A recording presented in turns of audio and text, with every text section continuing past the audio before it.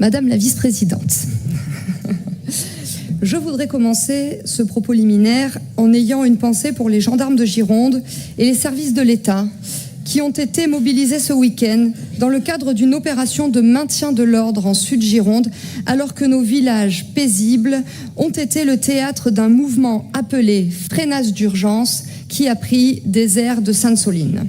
Ainsi, la France entière a une fois de plus regardé avec exaspération des images d'une violence récurrente qu'elle ne supporte plus. Une fois encore, une minorité d'activistes radicalisés, galvanisés par le concept fumeux de désobéissance civile et soutenus par des élus qui n'ont vraiment honte de rien, ont bravé une interdiction de manifestation et ont, comme d'habitude, vomi leur haine anti-police et affiché leur idéologie aux relents anarchistes. C'est donc armés de pierres, d'arbalètes, de boules de pétanque, de fusils de chasse, d'armes blanches et de frondes selon le communiqué de presse de la préfecture que ces délinquants, parce que je n'ai pas envie de reprendre à mon compte Monsieur Trifiletier, ça suffit. Monsieur Trifiletier, Mme Seguino, ça suffit, vous laissez parler. C'est donc armé que ces délinquants courageusement encagoulés, soit dit au passage, parmi lesquels figuraient une vingtaine de fichés S, ont tiré au mortier contre un hélicoptère de gendarmerie et ont agressé des gendarmes au cri de « cassez-vous » et « ACAB ». Pour assurer leur propre sécurité, les gendarmes ont dû fuir le secteur grâce à l'intervention d'une camionnette de leurs collègues pompiers. Quand les forces de l'ordre reculent, c'est l'État qui se couche devant des voyous. Si l'on peut être, comme le Rassemblement national, opposé aux surtaxes décidées arbitrairement par les macronistes et avalisées par cet exécutif, rien n'autorise une telle violence, que l'on soit contre le projet ou que l'on soit pour, comme l'est le Rassemblement national. C'est donc avec la plus grande fermeté que le RN condamne ces agissements. Nous réitérons notre demande de dissolution du groupe d'extrême gauche, les Soulèvements de la Terre.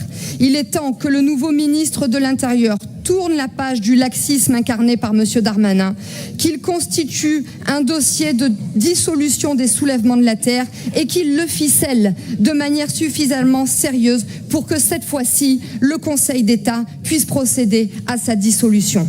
Quant aux membres de cette Assemblée, je tiens à vous exprimer le malaise de notre groupe quand nous avons vu que certains d'entre vous ont soutenu cette manifestation jusqu'à y participer et que la majorité des autres, à part quelques groupes, a préféré regarder ailleurs et se taire. Cette complicité passive est inacceptable. Avant d'évoquer le budget, je voudrais revenir sur les conclusions de 2 études qui étrillent la gestion des TER en Nouvelle-Aquitaine, compétence régionale. Pour la première, il s'agit d'une étude de l'UFC Que Choisir du 10 septembre. Et pour la deuxième, il s'agit du rapport de la Cour des comptes du 20 septembre. Ces 2 analyses sont alarmantes. Mais en même temps, pour notre groupe, il ne s'agit pas d'une surprise. Il ne s'agit pas d'une surprise parce que notre groupe est très attentif aux remarques des usagers sur le terrain. Il suit avec assiduité les comités de lignes qui, pour certaines, sont surnommées les trains de l'enfer, comme c'est le cas avec la ligne 43 qui relie Bordeaux à Saint-Marien. Mais c'est avec un profond agacement que nous avons eu la confirmation qu'en 2023, près d'un train sur 4 a été déprogrammé, annulé ou retardé. Et les tempêtes que vous évoquez souvent pour vous dédouaner ne sont pas systématiquement à l'origine de ces intolérables dysfonctionnements. Les TER de Nouvelle-Aquitaine sont ceux qui enregistrent le plus de retard en France, avec une augmentation de 40% entre 2019 et 2023. Pour reprendre les termes du directeur régional de TER Nouvelle-Aquitaine, qui a donné récemment une interview à Sud-Ouest, il ne s'agit pas, je cite, du réseau le plus performant de France. C'est le moins que l'on puisse dire. S'il est désormais acté que les TER de Nouvelle-Aquitaine ne sont pas à la hauteur des attentes des usagers, ils en payent pourtant, hélas, le prix fort, puisqu'entre 2020 et 2024, vous avez décidé d'augmenter les tarifs de 12%. Enfin, augmentez pas pour tout le monde, puisqu'avec votre idéologie de préférence étrangère, vous assumez que les demandeurs d'asile bénéficient quant à eux d'une réduction de 80% sur le prix du billet. Passons maintenant au budget. Monsieur le Président qui s'est absenté, nous avons lu, entendu ces déclarations théâtrales, ses coups de gueule, ses jérémiades. Mais il dit qu'il est sous le choc et que s'il s'attendait à de mauvaises nouvelles, oh là là, il ne s'attendait pas à ce qu'elles soient aussi dramatiques. Et franchement, je suis déconcertée quand je vois Monsieur le Président verser dans le complotisme en imaginant un lien obscur entre la dissolution de l'Assemblée nationale et la situation budgétaire.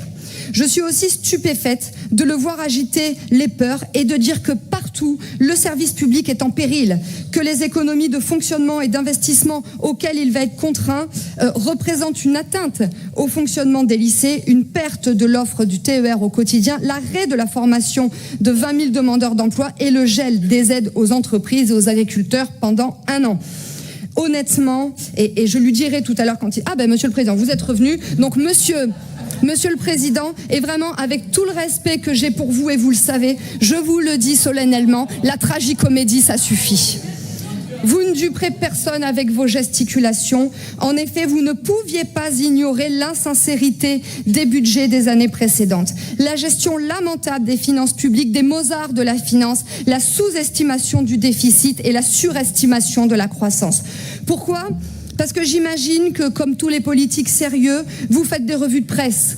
Et donc, vous avez vu que le Rassemblement national n'a cessé de tirer la sonnette d'alarme depuis qu'il est massivement rentré à l'Assemblée nationale en 2022. À l'issue de chaque rencontre avec Bercy, nos députés, et particulièrement Jean-Philippe Tanguy, que je salue, avec beaucoup de sérieux, ont dénoncé les tentatives de dissimulation budgétaire de Bruno Le Maire. Mieux que ça, le groupe RN a demandé en avril au gouvernement de déposer un projet de loi de finances rectificatif pour corriger le budget de la France. Et vous, Monsieur le Président, vous qui avez été parlementaire pendant 10 ans, vous êtes familier de toutes ces procédures. Elles n'ont donc pas pu échapper à votre attention. Et puisque le gouvernement ne nous a pas donné gain de cause, le 3 juin, nous avons défendu une motion de censure à l'Assemblée nationale. À cette occasion, et avec beaucoup d'éloquence, mon collègue Sébastien Chenu a tenu des propos justes. Il a dit qu'il avait face à lui l'équipe de France de la loose. Par ailleurs, Monsieur le Président du Haut Commissariat aux finances publiques, qui est donc Pierre Moscovici, un socialiste, a indiqué que le chiffrage budgétaire et financier manquait de crédibilité. Il a été rejoint dans son analyse par un autre socialiste, Laurent Fabius, président du Conseil constitutionnel. Alors, Monsieur le Président, si vous ne lisez pas l'actualité liée au Rassemblement national, bon, c'est un tort, mais en tout cas, si vous ne lisez pas celle liée aux déclarations des membres de votre parti, je ne comprends plus rien. Donc cette situation, Monsieur le Président, vous la connaissiez. Ou si vous êtes passé à côté de toutes ces alertes, vous nous étonnez par un amateurisme qui est totalement inexcusable. Quand on est président d'une région depuis 25 ans, qu'on a été président de l'Association des régions de France pendant 12 ans, qu'on a été parlementaire pendant 10 ans et qu'on est rentré en politique voilà bientôt 40 ans, vos excuses ne nous conviennent pas. Et je vais vous dire ce qui est encore plus inexcusable. C'est que quand vous avez eu l'opportunité d'offrir en juin dernier, lors des élections législatives, une alternative aux Français et aux finances de l'État, vous avez décidé de faire barrage au Rassemblement national. Vous êtes donc complice d'Emmanuel Macron depuis 2017 et je ne rappellerai jamais assez que vous avez voté pour lui dès le premier tour en 2017. Vous avez réitéré ce soutien en 2022 et vous venez de confirmer votre choix en 2024. Donc aujourd'hui, vous n'avez tout simplement pas le droit de venir pleurer sur le lait que vous avez vous-même renversé. Enfin, vous demandez aux oppositions de vous formuler des propositions. Donc oui, Monsieur le Président, nous allons vous reformuler les propositions que nous répétons inlassablement depuis 2015, année de notre retour dans cet hémicycle grâce à l'excellente campagne menée par Jacques Colombier. Et il vous appartiendra de choisir en responsabilité entre toujours plus de politiques néocolonialistes, immigrationnistes, environnementalistes, décroissantistes et wokistes, et le maintien des services publics en Nouvelle-Aquitaine, à savoir une offre TER satisfaisante, une aide aux agriculteurs valable alors qu'ils ne cessent de crier leur désarroi, le bon fonctionnement de nos lycées, le soutien aux entreprises, etc. Les cartes sont entre vos mains, Monsieur le Président, mais sachez que si vous décidiez de faire les mauvais choix, nous serions les premiers à les dénoncer. Et comme il me reste un petit peu de temps, je voudrais, en tant que présidente du groupe Rassemblement national, je souhaiterais saluer nos collègues démissionnaires Julie Rechagneux et Philippe Chagnat et souhaiter la bienvenue sur nos rangs à nos deux nouveaux collègues Laurence Vessière et Pierre Lecamus. Et je leur adresse à tous les quatre mes vœux les plus amicaux de succès.